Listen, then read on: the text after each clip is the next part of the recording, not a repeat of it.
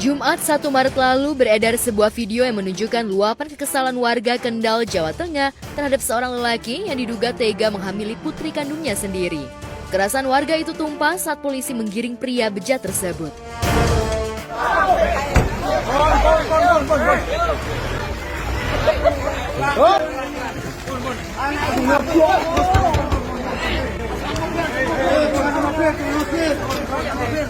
Udah pernah mau.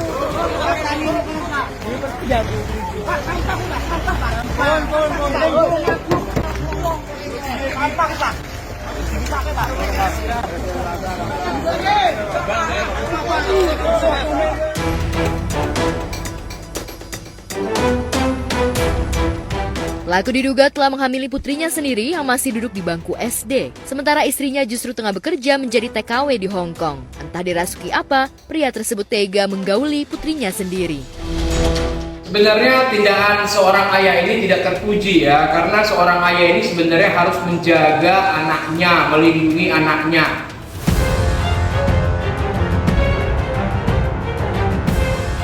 Sejauh ini pihak kepolisian masih melakukan penyelidikan. Motif ditinggal istri hingga tega menggauli putrinya sendiri ini jelas sulit diterima akal sehat. Orang ayah yang tidak mendekatkan diri kepada Tuhan ataupun kurangnya wawasan, makanya melakukan hal tersebut. Ya, jadi kepada orang-orang tua yang ada di sini harus benar-benar bisa menjaga ataupun melindungi. Karena apa?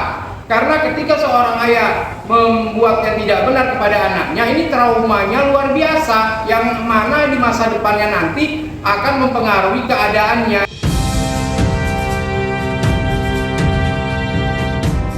Perubahan moral yang nyaris terjadi di hampir semua daerah ini jelas sisakan keprihatinan. Di tengah himpitan hidup, hasrat berkelindan ini justru menumpukan akal sehat. Mungkinkah fenomena ini mencerminkan jika kerusakan moral bukan hanya sudah merasuki kehidupan sosial kita, tapi sudah menular ke bilik-bilik keluarga yang sejatinya jadi pintu tumpuan moral. Bagaimana sejatinya kondisi kehancuran moral ini bisa diantisipasi? Jadi pesan saya kepada orang tua harus bisa melindungi ataupun menjaga, karena bagaimanapun mereka ini adalah pewaris dari keturunan kita, ya. Jadi harus tetap dilindungi, harus tetap dijaga.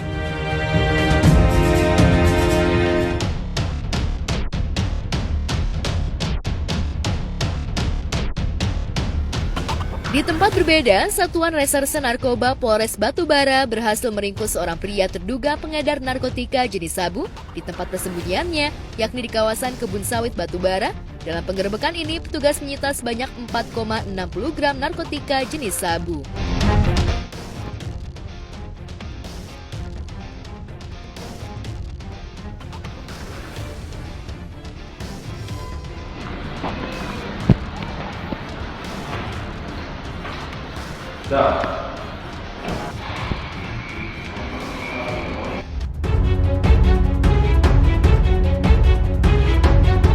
Bandar sabu inisial MAP 28 tahun ini berlangsung tak jauh dari rumah tempat tinggalnya, yakni di perkebunan sawit, tempat persembunyiannya Desa Simpang Kopi, Kecamatan Seisuka, Batubara, Sumatera Utara.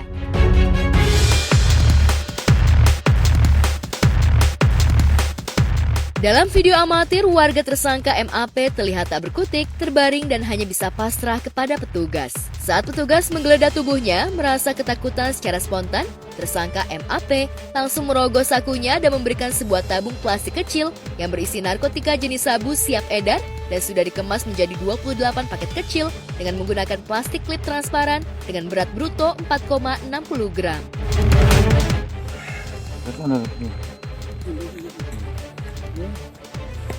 Kamu mau dibantu kan? Diam kau ya. Paham? Berapa biji ini? Kamu mau pecah? Hah? Tahu ini? Ya. Ya.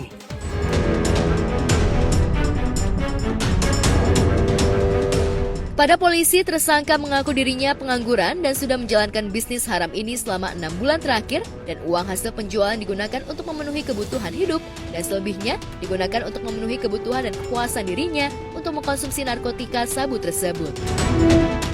Jadi ketika dia menawarkan barang dan jual, yang mana sebelumnya dia merupakan target operasi kita, di situ anggota melaksanakan undercover, membeli barang. Ketika itu juga dalam hal pertambangan berhasil kita amankan 28 paket ya. Narkotika jenis sabu sudah dipakai dalam bentuk plastik ya, transparan dengan ukuran kecil, beratnya sekitar lebih kurang 4,60 gram.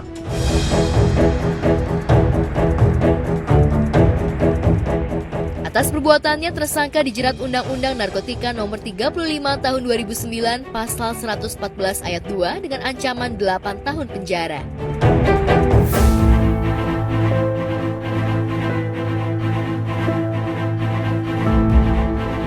Di tempat berbeda, usai menjalani rekonstruksi atas kasus kematian putranya yang melibatkan kekasihnya YA, kemarin Tamara Tiasmara menyempatkan diri untuk nyekar ke makam putranya. Proses nyekar itu ia lakukan untuk melepas kerinduannya pada putranya.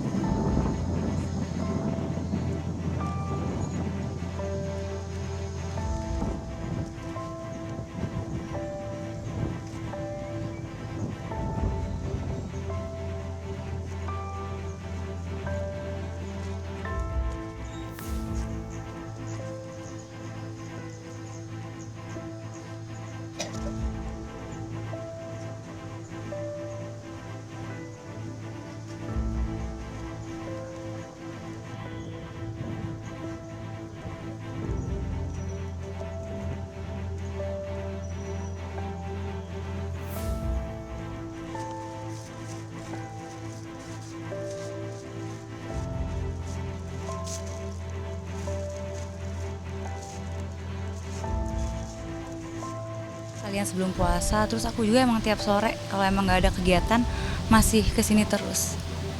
Kalau emang nggak pergi pasti tiap sore sempetin kesini. Buat ngilangin rasa kangen gitu. Iya, sama ganti bunganya. Itu kesukaannya itu minion. Itu minion, jadi kan bunga pom-pom yang kuning itu bisa di dekor-dekor dikit kan. Jadi kalau kayak gitu mirip sama minion gitu. Jadi aku pakai itu terus, makanya kan yang lama itu aku ganti lagi yang baru. 2 hari sekali biasanya minionnya diganti. Ada banyak dia pengen ke Legoland. Pengen ke Legoland tapi belum kesampaian, rencananya mau pas liburan tahun ini habis lebaran.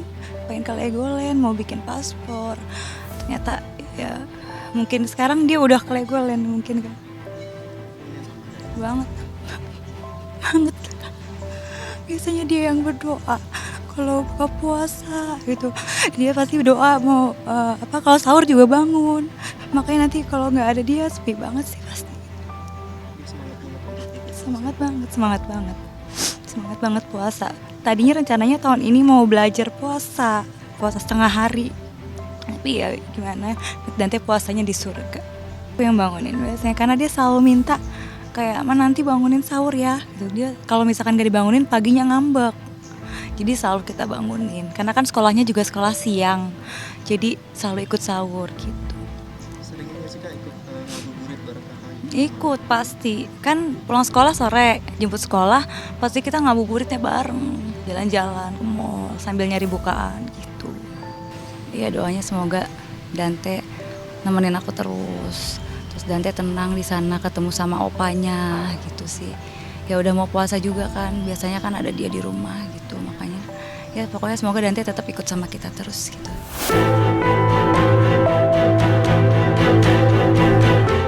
Selain menceritakan bagaimana kerinduannya pada almarhum putranya, Tamara juga menceritakan bagaimana suasana hatinya saat melihat adegan per adegan rekonstruksi. Ia mengaku geram namun berusaha untuk tenang.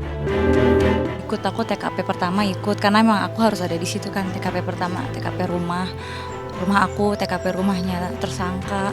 Terus yang kedua TKP 2 aku ada satu adegan di kolam renang. Ya setelah itu harusnya aku udah pulang. Tapi aku di situ minta, aku tetap mau di situ. Aku pengen lihat sampai selesai karena kalau lihat dari CCTV kan kayaknya kurang gitu jelas ya. Kalau di situ aku lihat langsung, aku berdiri di dekatnya pelaku langsung. Jadi aku benar-benar perhatiin gimana dia. Pokoknya per adegannya tuh aku benar-benar perhatiin. Itu udah gimana ya rasanya, udah pengen, udah nggak ngerti, udah pengen mencak-mencak. Tapi kan di situ kembali lagi aku udah janji untuk kooperatif, Jadi sebelum rekonstruksi itu kan beberapa hari sebelumnya ditelepon dulu ya. Nanti mau ada rekonstruksi ini dijelasin, harus siap ya. Iya siap aku gituin. Janji nggak boleh bikin ulah, nggak boleh emosi, harus sabar-sabar. Pokoknya tahan, nggak boleh marah-marah, nggak boleh. Intinya harus kooperatif lah.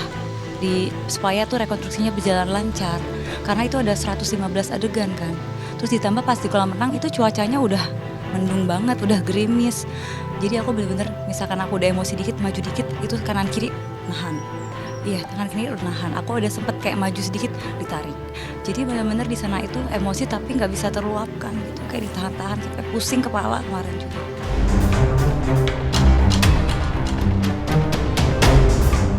Tamara juga menepis upaya YA saat berkilah ihwal browsing CCTV di lokasi kejadian. Itu aku baru tahu hari itu sih, pas aku rekonstruksi itu baru tahu kalau ada yang browser itu bukan ya, yang cek browser. Ya aku baru tahu, aku baru tahu, makanya aku kayak bingung gitu, maksudnya apa ya gitu. Itu aku bertanya-tanya sih sama lawyer, aku langsung tanya, ini kok apa ya, kita nggak tahu soal dari sebelum-sebelumnya nggak dikasih tahu, baru tahu hari itu. Itu kan adegannya dia di per adegan foto gitu kan, bukan yang full adegan kayak di CCTV. Jadi kalau di situ sih aku lihat ya ada part yang diajarin renang, tapi ada part juga yang kayak masa ngajar renang kayak gitu sih gitu. Pasti biar orang yang menilai aja sih apakah itu mengajar renang atau bukan gitu sih. Itu kan yang menilai ahli ya, ya aku percayakan aja sama ahli, karena kan nggak mungkin nggak mungkin mengada-ngada nggak sih. Itu kan yang cek katanya ahli cyber atau apa gitu, nggak ngerti. Ya aku pengennya sih semua di sini jujur aja supaya cepet juga, supaya jelas dan supaya adil juga gitu.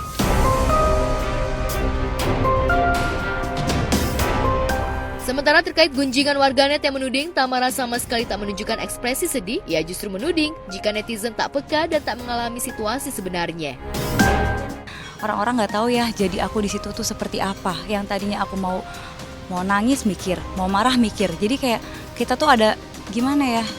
Ya udah Tamara, kau boleh di situ tapi kamu harus kooperatif gitu.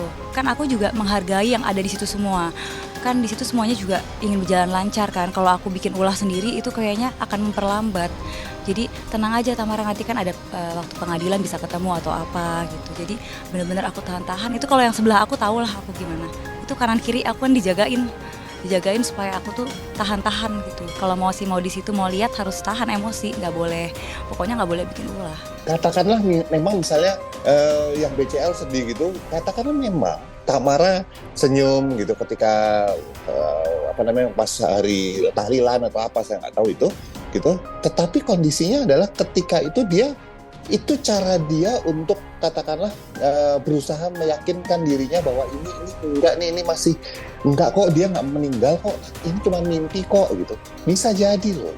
Atau yang nomor 3, memang bisa jadi dia tidak terlalu kehilangan karena memang ada konteks-konteks di mana dia merasa misalnya terganggu dengan anak ini, nggak terlalu dekat, atau memang dia termasuk orang tua yang memang katakanlah tadinya memang nggak terlalu dekat sama anak, dan anggap anak ini menyebalkan atau ganggu. Bisa.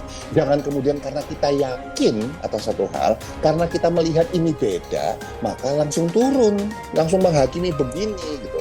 Jangan. Saya belum berani membandingkan hanya berbasis foto. Kenapa? Karena bisa jadi setelah dia senyum, potret.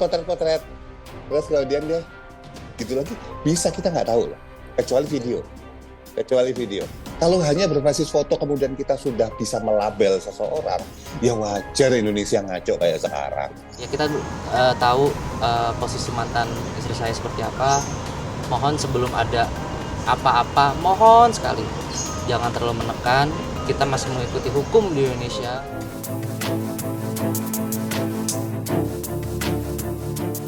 Ya, kehilangan seorang anak bukanlah hal mudah untuk dilalui. Tak ada ratapan paling menyedihkan kecuali ditinggal orang tercinta. Lantas benarkah Tamara yakin jika kekasihnya YA adalah pelaku utama yang membuat putranya meninggal?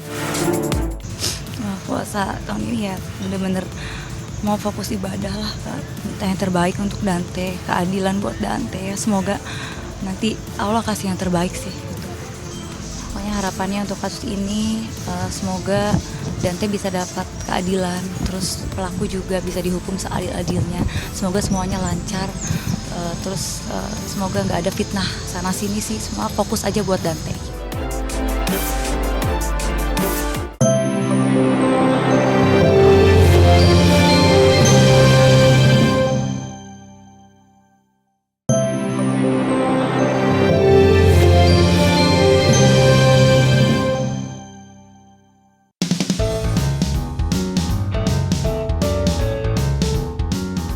Pemirsa, sebuah video lucu diunggah akun @uti08 belum lama ini. Dalam video yang beredar memperlihatkan peristiwa unik yang terjadi di sekitar halaman SPBU. Dalam video yang diunggah tersebut, tampak seorang pengendara motor berboncengan dengan seorang wanita sedang mengantri untuk mengisi BBM di SPBU. Lantaran kurang fokus karena asyik memainkan ponsel di tangannya, wanita tersebut salah naik ke motor lain di depannya yang tidak sesuai dengan yang ditunggunya dan berada di depan pria yang mengendarai motor. Ku sudah mencoba untuk berikan bunga. Ku sudah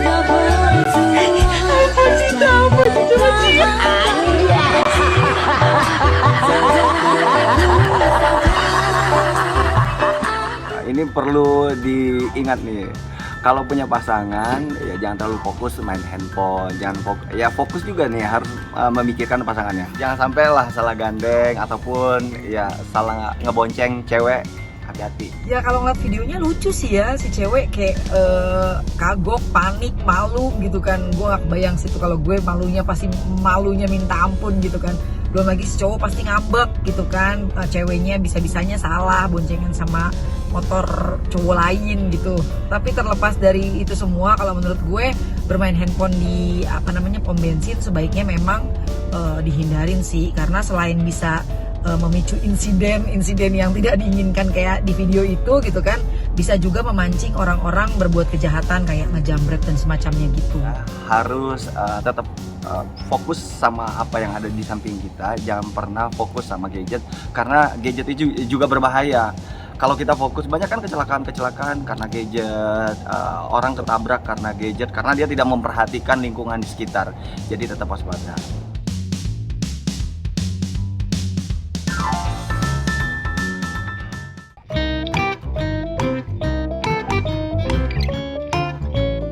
Sementara itu viral sebuah video sepasang bule yang salah jalan hingga masuk ke jalan tol dengan mengendarai sepeda motor. Kejadian tersebut terjadi di gerbang tol Ngemplak Boyolali, Jawa Tengah. Dalam video yang beredar tersebut terlihat dua orang bule yang sedang berboncengan menggunakan motor. Nampak bule wanita yang mengendarai motor dan bule laki-laki yang membonceng di belakangnya. Diketahui mereka bule dari Singapura yang hendak pergi ke tempat wisata air terjun Jumok yang terletak di Kabupaten Karanganyar.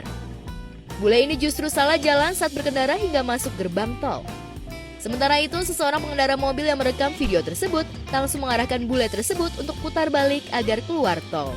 Video ini pun menjadi viral dan menuai komentar beragam dari netizen.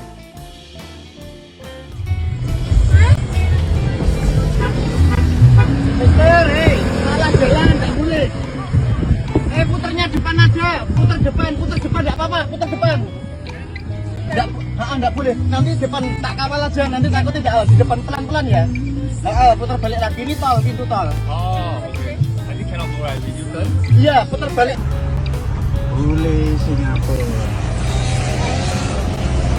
Ya, putar balik nanti keluar kiri ya. Hati-hati, Peter ya. Ya, dengan adanya bule nyasar ke jalan tol itu sebetulnya seru ya.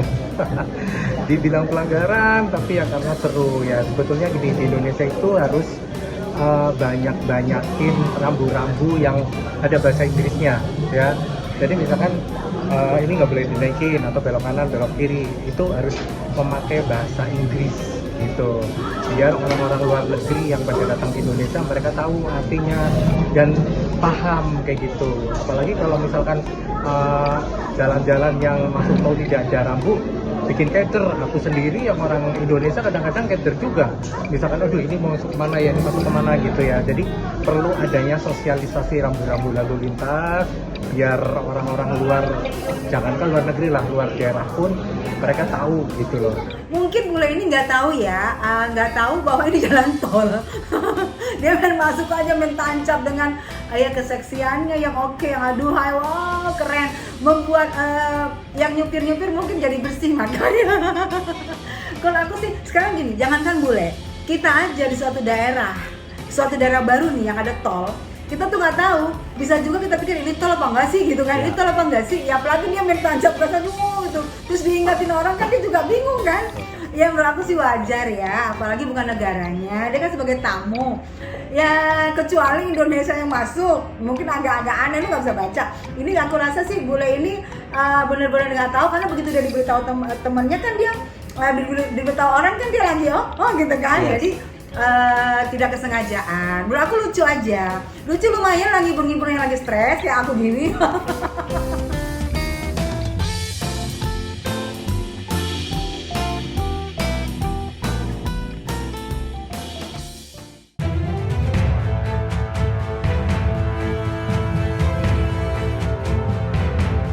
Sementara itu di lain peristiwa, artis yang kini terjun ke dunia politik, Vicky Prasetyo, kembali tersangkut kasus hukum. Kini sang gladiator itu dilaporkan rekan bisnisnya karena diduga melakukan penipuan atas pekerjaan proyek sentra olahraga mini soccer dan pembangunan jalan di Jalan Baru Tanjung Pura, Kerawang, Jawa Barat, hingga mengakibatkan kerugian korban mencapai 1,8 miliar. Kerugian tersebut berasal dari 3 proyek, yakni 2 pembangunan arena olahraga dan 1 pembangunan konstruksi jalan beton. Pria yang merupakan mantan rekan bisnis Vicky bernama Omri Pemanurung. Kalau dari segi mungkin kita lihat ya komposisinya, kan saya kan satu desa sama beliau, saya tahu banget. Cuman kita berani ini kan karena adanya dari rekomendasi teman-teman, termasuk namanya Bapak Heri, memberikan jaminan bahwa ini dananya sudah ada. Karena Pak Heri ini adalah salah satu marketing awalnya dia, dan saat ini sudah dipakai di CPNS. Itu yang kami pegang sih. Kalau untuk masalah yang lainnya sih memang ada, karena beliau artis, ya kemungkinan besar ada dukungan lah kan gitu. SPK untuk mini soccer di 12 September 2023. Sedangkan 1 SPK lagi konstruksi jalan beton di 5 Oktober 2023. Sejak menerima SPK, klien kami sudah melaksanakan pekerjaan sesuai dengan RAB yang ditunjuk dan yang diberikan oleh Saudara Vicky. Masih berjalan dalam pengerjaan mini soccer.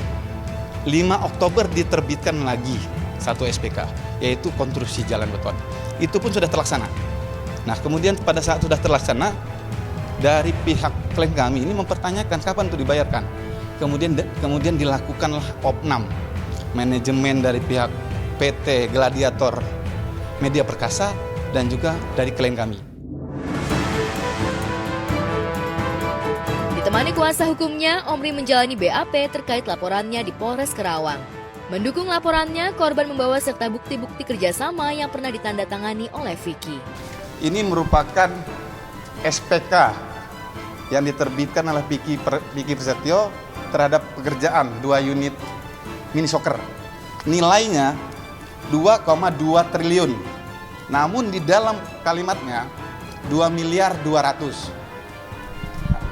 Klien kami sudah menghubungi Vicky Prasetyo dan mengatakan bahwa nilai ini salah. Dijawab oleh Saudara Vicky, udah nggak apa-apa, yang penting kata-katanya. Ditemukan dari hasil opnam itu untuk pekerjaan mini soccer 45% progresnya.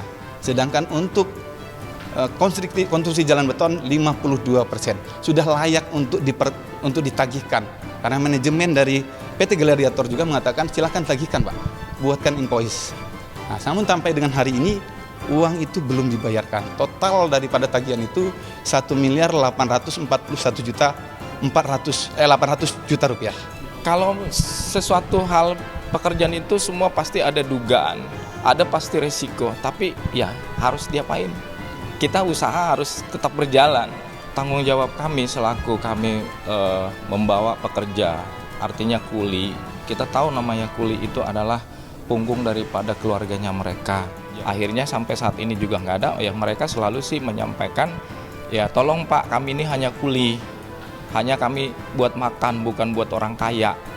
Ya kita sih sedih banget sih Mas, sedih. Makanya dengan upaya pun saya coba dari tempat lain supaya bisa mereka terselesaikan. Itu sebagai tanggung jawab kami selaku kontraktornya. Kalau uang pribadi kami, termasuk yang kami pinjam itu ada secara hitung-hitungan kami bisa di angka 1,2 miliaran. Di luar lagi ada yang belum kami bayar. Hampir itu kurang lebih dari uang pribadi itu bisa sampai 1,5 miliar. Itu pribadinya, termasuk ada utang-utang yang lain lah gitu. Karena proyek kan pasti ada profit, seperti itu. Selaku korban yang juga pemilik perusahaan yang bekerja sama dengan Vicky, Omri akhirnya membayar gaji para pekerja dengan uang pribadinya. Bahkan ia harus menjual mobil dan juga rumah yang ia tempati bersama keluarganya. Sebenarnya sedih sekali gitu kan. Tapi apa harus aku lakukan? Emang harus keluarga sendiri. Kadang anak saya juga ada laki-laki yang paling kecil. Biasanya kan kalau Pak ya jalan, Pak gini kan. Kadang Pak mobil di mana? Sama seperti yang saya sampaikan sebelumnya. Kalau ada yang bertanya, paling anak saya ini sih yang nggak enak gitu kan, masih kecil. Pak jalan-jalan lah. Tapi mobil papa di mana? Cuman anak saya sih pada ngerti papahnya kalau lagi ada uang, papahnya lagi nggak ada uang, ngerti semua. Karena saya sampaikan bahwa hidup ini memang ada kadang turun naiknya. Tapi anak saya syukur sih, saya bersyukur pada ngerti. Termasuk hari ini saya berangkat, mereka lihat, papa naik apa? Kan mobil papa nggak ada. Kuasa hukum korban memaparkan bahwa kliennya telah menerbitkan total tagihan yang harus dibayar, namun Vicky hanya mengumbar janji manis saja. Sementara itu, Alex menyebut kalau kliennya juga telah menghubungi Vicky melalui pesan WhatsApp, namun tidak ada tanggapan dari yang bersangkutan. Kami belum pernah komunikasi dengan saudara Vicky, namun terakhir kami kirimkan somasi kepada saudara Vicky, mengingatkan kepada saudara Vicky, sebelum laporan polisi, sebaiknya saudara Vicky bayar aja dulu pembayaran proyek kepada klien kami. Namun tidak ada tanggapan sampai dengan hari ini. Maka hari ini kami ke Polres Karawang ambil tindakan hukum. Kalau yang pastinya dari kami sih pengen yang baik-baik saja. Tapi karena ini semua sudah kita serahkan kuasa hukum, nanti kuasa hukum kita yang memberikan satu sikap seperti apa ke depannya. Mungkin seperti itu aja sih, Mas. Harusnya sih gini, harusnya kalau saya, misalkan saya pribadi gitu ya, saya akan lebih, kan saya punya anak, punya keluarga kayak gitu kan. Janganlah mengajari hal seperti ini kepada anak-anak kita gitu. Tapi kalau menurut dia memang itu mungkin baik atau gimana ya, kita kan nggak tahu juga. Mereka orang punya alasan sendiri kenapa melakukan seperti itu. Diungkapkan Alex kuasa hukum korban lantaran tidak memiliki dana lagi, maka kliennya keberatan untuk melanjutkan proyek kerjasama tersebut setelah Vicky tak kunjung membayarnya. Nah, ketika ada mediasi, ketika ada kesepakatan, Indonesia ini ada penerapan hukum modern yaitu restoratif justice. Tidak menutup kemungkinan ketika saudara Vicky mau mengembalikan dan mengembalikan kepada klien kami untuk pembayaran itu.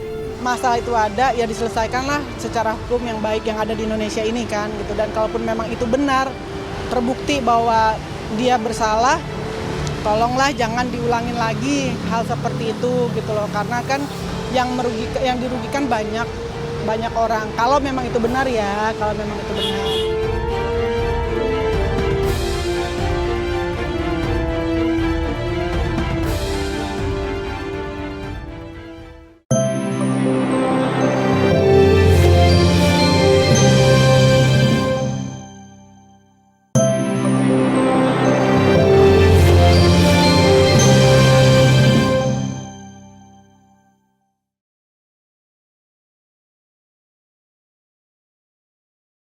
Pemirsa, penipuan berkedok minta sumbangan di jalan-jalan yang mengatasnamakan sebuah yayasan bernama Raudlatul Ulum viral di sosial media.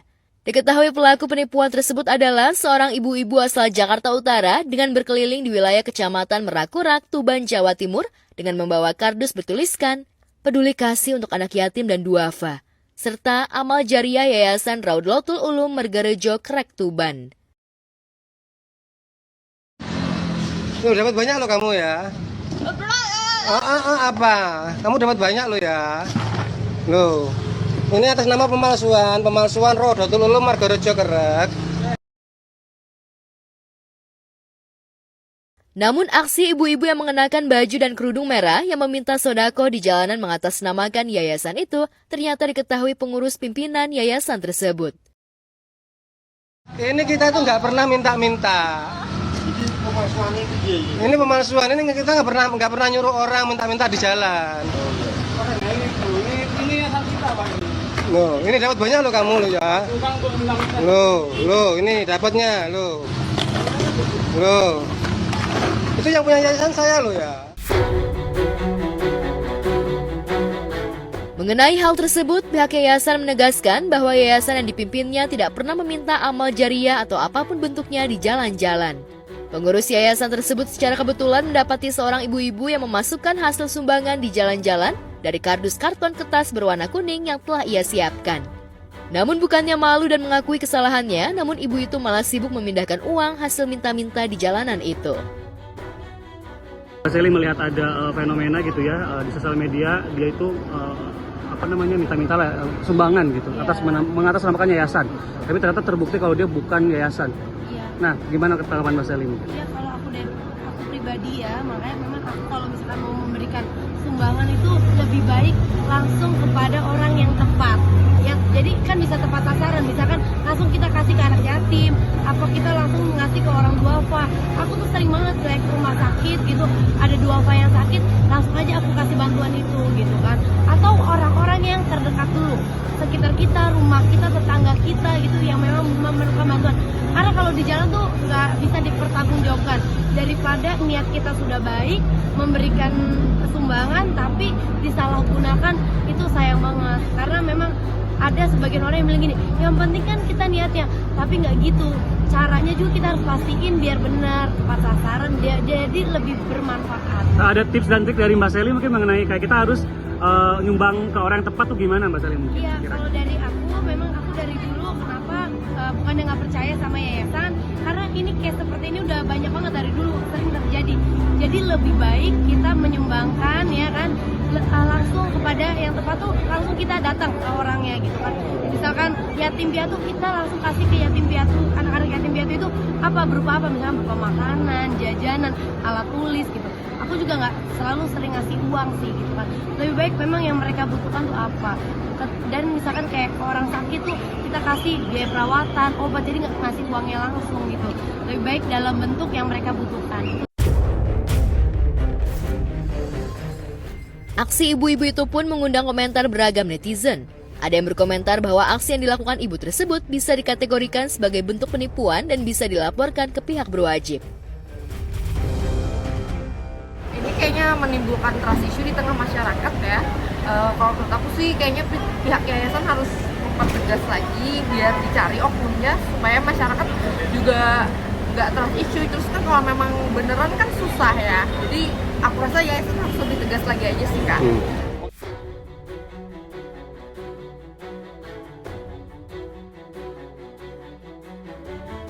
Sementara itu, ibarat kata pepatah, usaha tak pernah mengkhianati hasil dialami remaja wanita satu ini. 4 kali gagal masuk kampus ternama di Indonesia, wanita ini malah meraih beasiswa kedokteran di Rusia. Yang mana nggak bisa dipenuhi kalau misalnya aku internship di luar negeri. Jadi aku memutuskan untuk mendaftar program internship ini ketika aku memasuki semester tua, which is semester 7 dan semester 8. Lalu mulailah aku mempersiapkan diriku untuk belajar bahasa Jepang, untuk belajar budaya Jepang, untuk belajar apa saja yang perlu diperlukan sebelum pada akhirnya aku wawancara.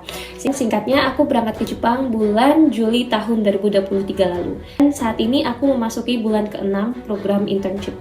Jadi insya Allah aku akan pulang nanti bulan Juli. Ada yang berkomentar, wah berarti nanti kamu jadi dokter di usia 27-28 dong. Belum lagi kalau kamu nanti lanjut spesialis pasti 34-35. Wah, teman-temanmu sudah pada sukses, teman-temanmu sudah pada menikah, sudah pada punya A, B, C, D, kamu masih belajar. Aku sendiri tidak merasa keberatan akan hal tersebut.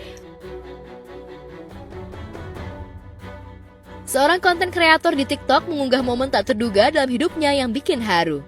Bagaimana tidak, setelah 4 kali gagal masuk ke universitas yang diidamkan setiap calon mahasiswa, akhirnya perjuangan wanita itu terbayarkan tuntas dengan satu balasan. Video viral tersebut dibagikan akun TikTok @konataptr belum lama ini. Dalam video berdurasi 22 detik yang diunggah wanita bernama Konata Putri itu, tampak ia sedang melakukan video call dengan orang tuanya sambil merekam dirinya sendiri. Ia ternyata sedang menantikan pengumuman beasiswa kedokteran di negeri Rusia. Karena aku merasa aku tidak sedang berlomba dengan orang lain. I'm happy for you if you have simple ways, if you have easy ways, if you have an easy process to get what you want. Tapi aku sama sekali tidak keberatan jika Allah memberikan proses yang harus aku lalui memakan lebih banyak waktu daripada orang lain. I'm totally okay with that. Dan ada juga yang berkomentar, Sia-sia dong kuliah keperawatan 4 tahun, ujung-ujungnya kamu kuliah kedokteran yang kayak ngulang dari awal lagi. Aku sendiri tidak merasa bahwa 4 tahun yang aku habiskan untuk berkuliah keperawatan ini sia-sia. Aku mendapatkan banyak sekali hal yang hanya bisa aku dapatkan dengan berkuliah di keperawatan. Aku bisa kasih fondasi di dalam otakku terkait dengan medicine world itu seperti apa. Aku bisa kasih fondasi dalam otakku bagaimana kuliah di bidang kesehatan dan kedokteran itu seperti apa. Aku bisa kasih fondasi di otakku, fondasi mentalku bahwa dunia yang akan aku hadapi itu seperti apa. Video tersebut sontak mengundang komentar dari sejumlah warganet yang ikut bangga dan merasa terharu dengan perjuangan Konata Putri itu.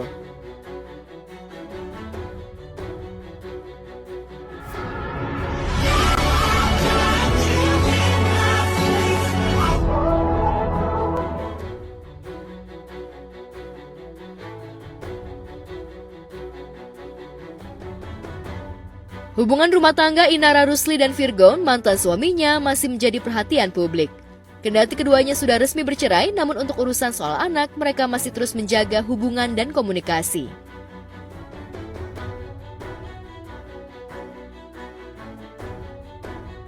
Kebebasan yang diberikan Inara kepada mantan suaminya untuk bertemu dengan ketiga buah hati mereka, membuktikan kalau Inara memberi kebebasan ayah bertemu dengan anak-anaknya.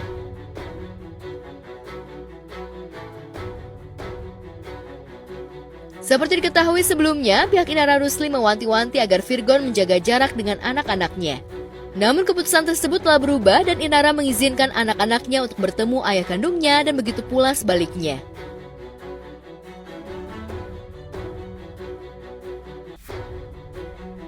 Inara menyebut tak memiliki masalah soal hubungan ayah dan anak.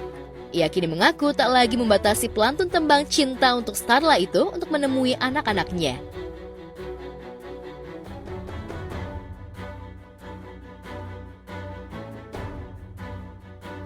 Kendati demikian, Inara Rusli mengizinkan Virgon menemui ketiga anaknya dengan satu syarat, yakni anak-anak harus selalu dalam pengawasannya. Benarkah demikian?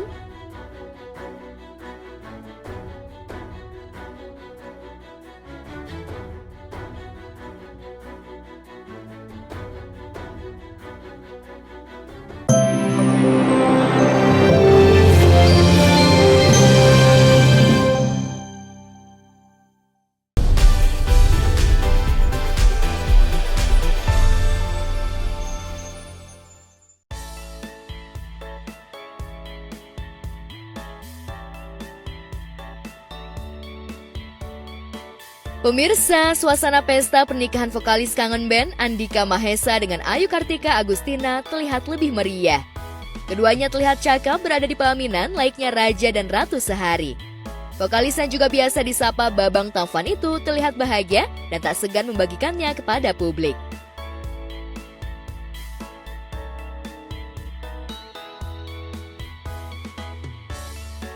Sebelumnya, Andika dan Ayu Kartika menggelar prosesi akad nikah pada 31 Januari 2024 dengan mahar 100 gram emas. Kala itu, Andika dengan kepala tegak dan penuh kepercayaan diri mengucapkan janji sehidup semati dalam satu tarikan nafas. Dengan mas kawin emas 100 gram dibayar tunai. Saya terima nikah dan kawinnya Ayu Kartika Agustina bin Aben Marudin dengan mas kawin 100 gram emas dibayar tunai.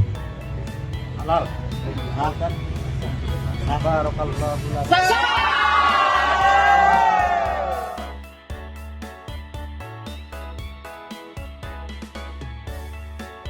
Ayu Kartika yang juga seorang dokter mengaku jika pertemuannya dengan Andika lantaran dikenalkan oleh orang tuanya. Sementara Andika lebih bijak menjelaskan jika pertemuannya dengan sang istri pada saat sedang bekerja. Dan cinta tumbuh seiring kebersamaan itulah dirasakan oleh keduanya. Dan Andika mengaku jika pernikahan ini diharapkan menjadi pernikahannya yang terakhir. Salam sejahtera untuk kita semua, tapi pun yang pertama-tama saya bersyukur pada Allah Subhanahu wa Ta'ala masih diberikan umur yang panjang sampai saat ini. Saya berterima kasih banyak buat orang tua saya yang mengurus saya dari kecil, om saya, Terima kasih buat keluarga dari istri saya. Saya berterima kasih buat Bapak Ibu semua, sahabat saya. Baik, bisa saya sebutin satu persatu atau tidak, saya mohon maaf. Saya berterima kasih banyak buat teman-teman yang sudah hadir di sini. Terima kasih banyak juga buat Muhammad Junedi. Gara-gara beliau kami tidak dekat, jadi nikah ya, alhamdulillah. Gitu. Mudah-mudahan Bapak Ibu semua mau mendoakan saya beserta istri saya. Mudah-mudahan berkenan untuk berdoa bersama. Amin. Terima kasih buat semua hari ini yang sudah hadir, sahabat ataupun kakak saya atau senior saya atau mbak saya atau om saya. Saya berterima kasih masih diberikan kesempatan di tahun tatap muka. Mari kita sama-sama kita nikmati apa yang ada. Kalau banyak kurangnya mohon maaf, karena saya beserta istri saya juga maklum ya banyak salahnya. Jadi mohon dimaklumi. Lagi beribu-ribu terima kasih banyak buat semua tamu undangan hari ini. Saya ucapkan terima kasih.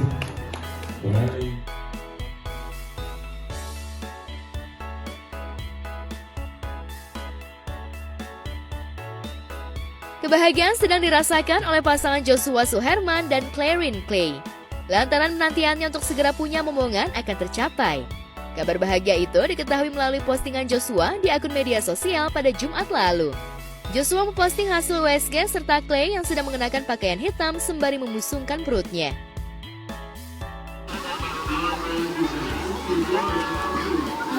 Baik. Untuk sekarang lagi sibuk apa aja nih, Kak? Sibuk apa ya? Kita sibuk di rumah aja karena ini masih hamil pertama, jadi kayak banyak sama-sama mencari taunya.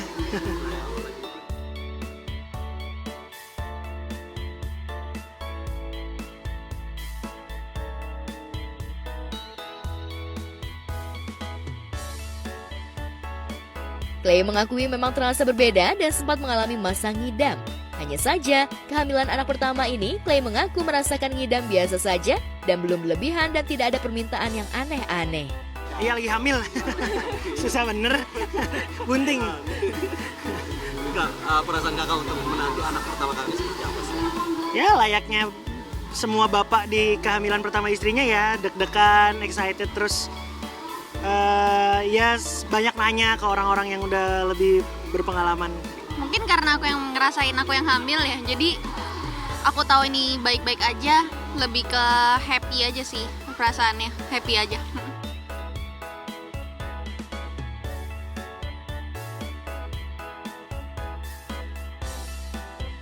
Joshua sendiri juga tengah mempersiapkan diri menjadi seorang ayah. Joshua menjelaskan persiapan yang dilakukannya untuk nama sendiri masih dalam tahap memilih. Ada deh. Iyalah, kita kan nggak kepikiran kenapa harus di luar gitu. Mungkin karena aku seorang calon ibu, terus aku ngelihat banyak di sekitaranku yang juga sedang hamil. Harapanku sih semua yang hamil di tahun ini bisa sehat ya. Sehat, anaknya baik, anaknya sesuai harapan orang tua semuanya. Terus ya kita semua lancar-lancar rezekinya, jadi orang yang lebih baik dari tahun-tahun sebelumnya, gitu aja sih.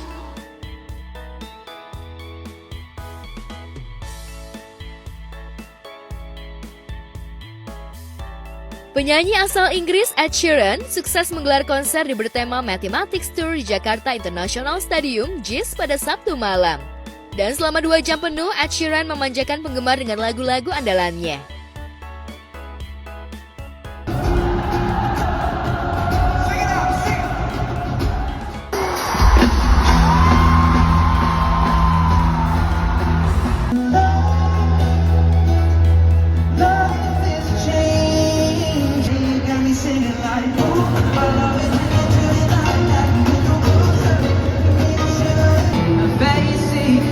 Slowly sinking, wasting, rumbling like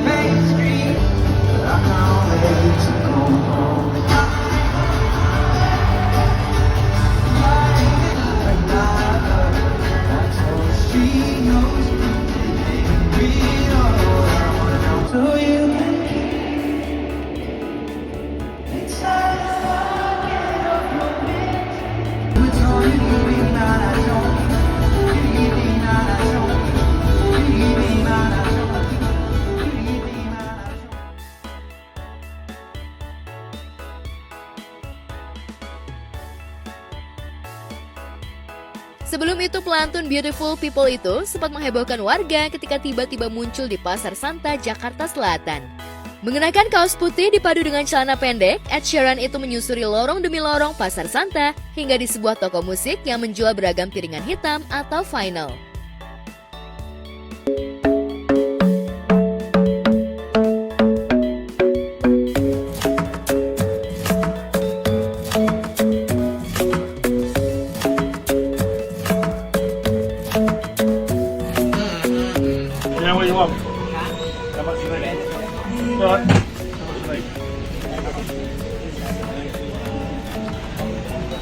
Million?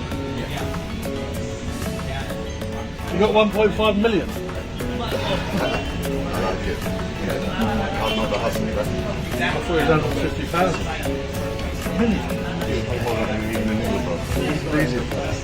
Fucking beatles. Just transfer that way.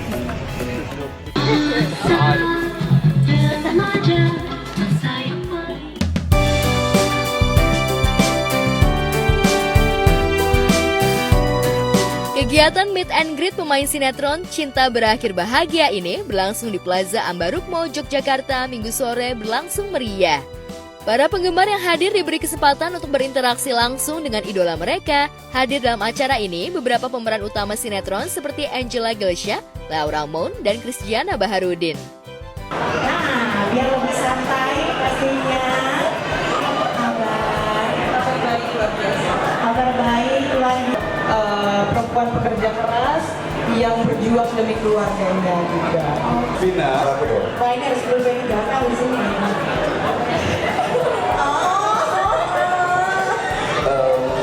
Kita, tapi kan mama aku masih belum izinin kita untuk menikah. Menurut kamu gimana? Kamu anak teater apa gimana? Iya. Oh, menyerah.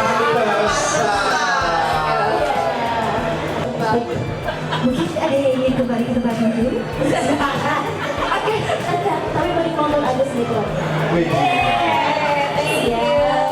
Kayak everything dah sih. Soalnya kita nggak bakal ada di posisi ini tanpa mereka semua. Yes. Bener, makanya selama ini kalau misalnya ada yang nyamperin foto atau ada yang tiba-tiba nanya apa segala macam, kita nggak pernah hindarin sih. Selalu kayak, ya karena mereka yang support kita juga harus support mereka juga.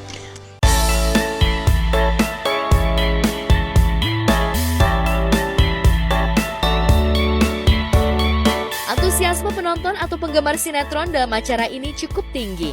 Apalagi mereka diberi kesempatan untuk berinteraksi langsung dengan idola mereka, baik tanya jawab, bersuah foto, joget TikTok, hingga beradu akting. Sehingga keseruan acara ini menambah kedekatan antara pemain sinetron dengan fans. Halo, aku Angela Gelsha, di sinetron ini berperan sebagai Adisti. Aku Laura Moon, berperan sebagai Ayu. Aku Christiana Baharudin, berperan sebagai Pasha. Dan kita pemain-pemain Cinta Berakhir Bahagia. Tanggapan kamu Tentang tadi? Iya, acaranya. Seru banget. Yang bikin aku nggak nyangka adalah ternyata banyak yang pintar acting ya. Iya. Seru banget sih, apalagi yang pas TikTok saya kan aku kayak hobi banget joget, tapi aku nggak menang. Iya, menang. Tahu nggak gara-gara siapa? Gara-gara kamu. Gara-gara kamu, iya. Tapi dia kayak lupa-lupa gitu. Kan 2 orang ininya. Oh iya. Lagian. Oh iya, ya udahlah, gimana dong, maaf ya. Kamu? Komen aku seru banget acaranya, rame di sini, seru banget. Tadi kita seru-seruan bareng sama anak-anak Yogyakarta di Plaza Ambaruk Mall, seru abis. Love Jogja. Love Jogja. Buat aku sendiri mendalamin ini sampai jari aku patah. Ya saking dalamnya tuh, saking aku pengen sebuah bukti bahwa kerja keras aku di dalam sinetron ini adalah buktinya. Jadi aku nuangin apa yang aku pengen tuangkan di sini, nggak cuman dibatasi, jadi semuanya aku tuangkan. Sampai aku jari patah pun aku nggak peduli, itu yang penting hasilnya bagus dan diterima dengan baik oleh seluruh masyarakat Indonesia. Sosok yang sangat-sangat 150 juta derajat berbeda dari yang aku saat ini sebenarnya gitu. Aku harus menahan kehebohan si Christiananya ini sendiri. Christiana kan orangnya emang heboh, terus gampang bergaul sama orang, senyum terus, full senyum. Dan Pasha di sini orangnya cemberut terus, dia judes, jutek, cool, tapi dia care gitu. Jadi aku harus menahan itu semua untuk bisa jadi Pasha. Kalau menurut aku sih lumayan gampang ya. Aku sangat mendalami pas lagi action gitu. Aku ada sama ya? Iya masih oke lah. Soalnya kan aku juga middle child ya. Aku jadi adiknya Kak Adisti dan ya paling lebih emosional aja. Itu sih menurut aku. Iya, kalau dari Adisti sendiri ini kan hidupnya selalu penuh masalah ya. Jadi adegan nangis itu banyak sekali, adegan yang tertekan itu banyak. Jadi kadang udah capek disuruh adegan nangis tuh kayak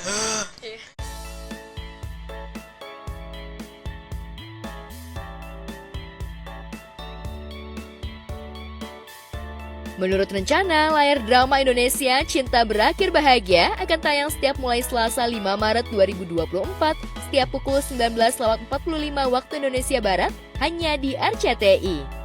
Jadi udah pada excited, apalagi kalau tayang ya. Iya kan? Jadi kita benar-benar nggak ada yang komplain, retake, ayo, ulang scene yang mana, ayo, ulang lagi. Jadi kita benar-benar nggak ada yang komplain sama sekali di sini. Kita benar-benar semangat demi tujuan yang terbaik. Ya, semoga kalian semua suka sama hasilnya. Jangan lupa saksikan Cinta Berakhir Bahagia mulai 5 Maret 2024 pukul 19.45 waktu Indonesia Barat hanya di RCTI. Oke. Sebenarnya apa yang terjadi, Dis? Ibu saya punya utang sama mereka. Mendingan kamu deketin tuh cowok, biar hidup kita nggak susah, Dis. Dia itu atasan aku, Bu, dan kami nggak ada hubungan apa-apa. Aku nggak mau berutang apapun dengan siapapun. Sebagai tanda terima kasih, kemarin Bapak sudah nolongin saya.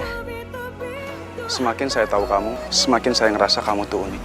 Aku percaya dalam sabar, cintaku akan bahagia.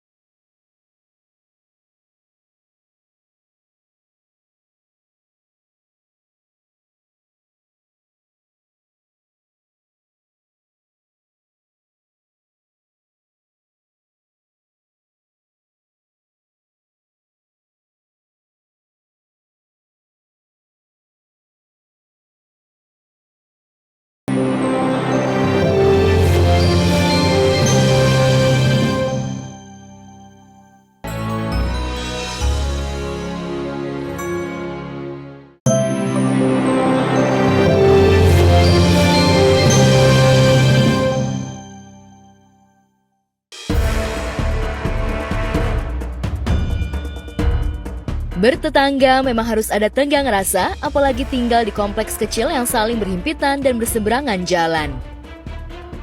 Ya, seorang pria ini jengkel dengan ulah tetangganya yang masih asik berkaraoke ria di malam hari sekitar pukul 23.30 waktu Indonesia Barat di sebuah komplek kawasan Depok, Jawa Barat. Namun saat menegur tetangganya yang tengah asik karaokean di malam minggu, justru tetangga seberang tak terima aksi adu mulut pun terjadi.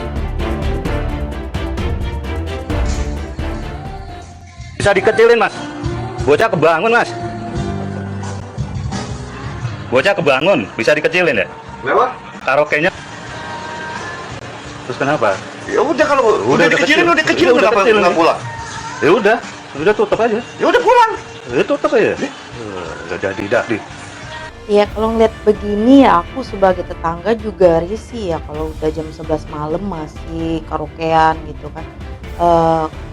Maksimal lah ya, maksimal tuh jam 8 karaoke-nya selesai lah ya. Kita harus saling menghargai tetangga gitu, karena kenapa kita memang harus hidup itu harus rukun damai sama tetangga. Kalau ada apa-apa kan yang nolongin tetangga gitu, apa-apa tetangga yang nolongin. Jadi kita harus saling menghargai lah ya kalau begini itu. Kejadian ini pun terekam disertai keterangan waktu. Tetangga yang menegur merasa terganggu lantaran anaknya terbangun karena suara berisik. Sementara tetangga seberangnya mengaku kegiatan itu dilakukan di akhir pekan dan waktu masih belum larut. Bocah kebangun gimana? Kira-kira jam dong. Ini baru jam setengah 11, Pak. Setengah 11 gimana? Jam 12. Waduh. Ini kan malam weekend. Weekend apa? Kalau misalnya itu, katro tau nggak? Lah, jam katro siapa? Katro, tau nggak? Katro, tau nggak? Kalau memang mau karaoke, ya udah di tempat karaoke di luar kan banyak gitu. Dan kalau misalnya nggak terbatas sama anggarannya, ya udah karaoke di rumah aja atau dari jam 2 siang gitu. Orang kan malam-malam kan udah pada mau istirahat ya, mau capek, semuanya capek istirahat, jangan sampai ribut sama tetangga gara-gara sepele begini ya kan. Ini kan pasti nggak teguran sama tetangganya, udah pasti itu. Bisa dibayangkan bagaimana bertetangga tanpa tenggang rasa. Kenyamanan sebagai penghuni jelas akan terganggu. Aksi keributan ini sejatinya bisa didamaikan oleh pengurus RT setempat. Tapi karena apa-apa serba terekam, maka keributan antar tetangga ini pun viral dan amat sulit didamaikan. Pokoknya intinya ini kita saling memaafkan aja ya, jangan sampai ribut-ribut masalah sepele begini. Yang jelasnya kita harus saling menghargai, itu bertetangga itu memang harus saling menghargai. Jika bertetangga butuh tenggang rasa dan tak perlu semua dunia tahu, di sebuah jalan rasa cinta memang terasa gila. Seorang gadis diduga terlibat cekcok dengan kekasihnya. Diduga karena sang kekasih selingkuh, ia nekat sempat ingin menabrakkan diri ke truk besar yang melintas. Beruntung aksi nekat itu masih bisa dicegah.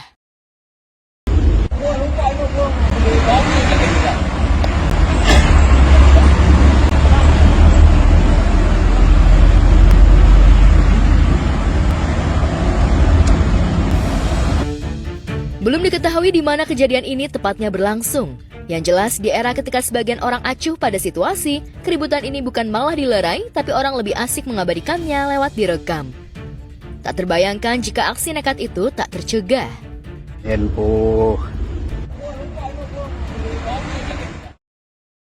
Cinta memang kerap membuat seseorang buta, tapi sejatinya cinta juga harus punya perhitungan matang dan rasional. Semoga saja tak ada lagi aksi nekat karena terlalu bucin. Jika aksi nekat seorang gadis berhasil digagalkan, seorang perempuan nekat yang turun dari flyover Marta Dinata, Ancol, Jakarta Utara malah tak bisa diselamatkan. Aksi nekat pada 23 Februari 2024 itu pun bikin heboh pengendara. Apalagi aksinya terjun dari flyover menabrak kendaraan yang melintas. Perempuan itu cedera patah tulang hingga harus dibawa ke rumah sakit terdekat. Kejadiannya gimana, tiba-tiba kirain saya tuh barang jeblok, pas saya rem kata tukang ojek di jalan lah, bilang itu ada orang di bawah, ya udah saya berhenti. Oh, itu tapi sempat sih. Menimpa mobil nggak bang? Menimpa mobil, saya nggak tahu ya. Di depan ini sih, saya nggak tahu, jadinya kirain saya dari atas gitu kan, menimpa mobil ke sini. Ini nyampe di mobilnya. Belum jelas apa alasan dibalik aksi nekat itu. Yang jelas di tengah degup hidup serba pelik dijejali segala impian materi, belum lagi gesekan hubungan keluarga, kerap kali masalah sosial muncul seperti frustasi dan depresi menghadapi hidup. Di posisi sini sih, di lampu merah sini, tiba-tiba ada ibu-ibu nih jatuh langsung jatuh, langsung kayak mau lompat ke kolam renang gitu. Nggak tahu motifnya bunuh diri atau apa. Kalau bisa memang sengaja kan, dia langsung jatuh ke belakang gitu. Saya lihat posisinya dia langsung lompat ke bawah gitu. Ditabraklah sama mobil ini yang warna abu-abu itu. Nah, makanya nggak tahu sih itu motifnya bunuh diri atau apa gimana, belum jelas juga gitu. Kesejatian hidup seharusnya dilalui dengan apa adanya dan sederhana saja. Rasa syukur dan empati akan mampu menahan diri. Tak perlu risau dengan segala yang tumpah ruah di depan mata. Tapi di tempat berbeda, keresahan pada lingkungan pergaulan hidup, terutama maraknya tongkrongan para remaja, tak jauh dari Masjid Darut Tauhid yang diinisiasi Dai Kondang A'agim atau Abdullah Gimnastiar di kawasan Bandung, Jawa Barat rupanya memantik keresahan A'agim sebagai dai. Keresahan itu ia tumpahkan melalui postingan di media sosial. Sahabatku sekalian, inilah Masjid Darut Tauhid. Suasana jam 12 malam. Hening. Nah, mau minta saran. Sekarang ada yang sampai tengah malam ini banyak orang di sini. Sampai larut malam. Adik-adik udah tengah malam ini. Ini kan pesantren di sini, gimana campur laki perempuanan?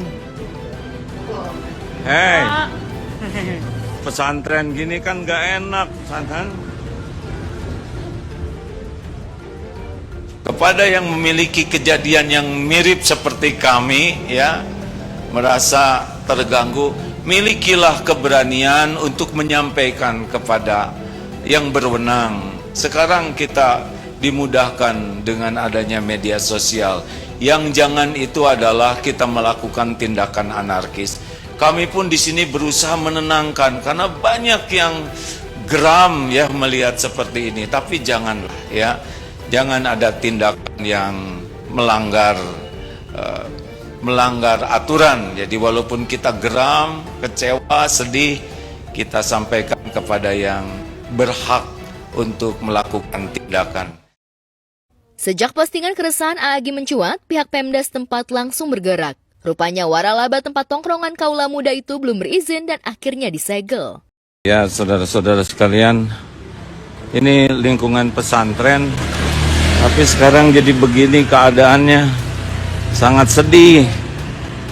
Semuanya hening. Berikut ini ucapan terima kasih. Sesudah semalam ada tayangan viral tentang kegiatan malam di toko sebelah masjid ini yang sangat membuat kami sedih dan prihatin. Rupanya ditanggapi oleh masyarakat luas sehingga begitu banyak komentar, juga telepon dari berbagai pihak yang sangat ikut prihatin dan sangat peduli dengan kejadian ini. Sehingga tadi siang ya, segera sebetulnya dari pihak kepolisian, pihak Pemda, kecamatan, juga dari Koramil dan berbagai pihak yang berkepentingan mengadakan pertemuan. Kami hanya satu pertanyaan saja yang kami ajukan dari warga yang ada di sekitar toko tersebut. Apakah toko ini punya izin atau tidak? Jadi hanya satu-satunya pertanyaan. Ternyata tidak ada izin sama sekali, padahal beroperasinya 24 jam dengan aktivitas yang seperti kita lihat sendiri dalam tayangan tersebut. Siang malam terjadi hal-hal yang kurang nyaman bagi yang mau ibadah ke masjid, apalagi kalau jam tahajud itu tidak sedikit yang berpacaran atau ya tindakan-tindakan yang sangat tidak etis sama sekali untuk berada di sekitar masjid, pesantren dan masyarakat yang sudah kondusif di sini berusaha untuk menjadi lebih baik. Kami hanya ingin tahu saja bagaimana ada izinnya atau tidak. Ternyata tidak ada izin. Mengapa kami bertanya? Karena kami bersebelahan, tidak pernah disilaturahmiin sama sekali tidak pernah ada permohonan izin, tidak pernah ada komunikasi apapun tentang kegiatannya ini, kecuali pernah sekali ketika mau loading barang saja. Tongkrongan dekat masjid layak atau tidak memang masih kontroversial. Belum lagi masalah sosial ini masih perlu mendapatkan perhatian, apakah tongkrongan anak-anak muda itu negatif atau positif. Lantas bagaimana seharusnya masalah sosial ini diantisipasi? Apakah keberadaan masjid harus sepi dari ingar-bingar tongkrongan dan hanya menjadi pusat titipan iman? Bagaimana sejatinya posisi lingkungan masjid? Apakah sejatinya jauh dari lingkungan komersil? Atau dihargai pesantrennya ya. Adik-adik, kan sudah larut malam ini, tapi sesudah ada itu menjadi sampai larut malam. Ya. Begini keadaannya tuh. Jadi contoh yang tidak baik bagi para santri. Jadi bisnis jangan hanya orientasinya uang, tapi akhlak juga harus dibangun. Jangan dibiarkan orang nongkrong, berpacaran, kakinya naik, perempuan dengan perempuan pacaran, lelaki dengan lelaki pacaran, tengah malam, tidak peduli kepada tetangga-tetangga yang sudah nyenyak, tidak peduli kepada orang-orang yang sedang mau ke masjid yang ada di sebelahnya. Tolonglah kalau mau bikin usaha, adabnya itu dipakai, akhlak digunakan, sehingga tetangga tidak terganggu dan tidak dirugikan.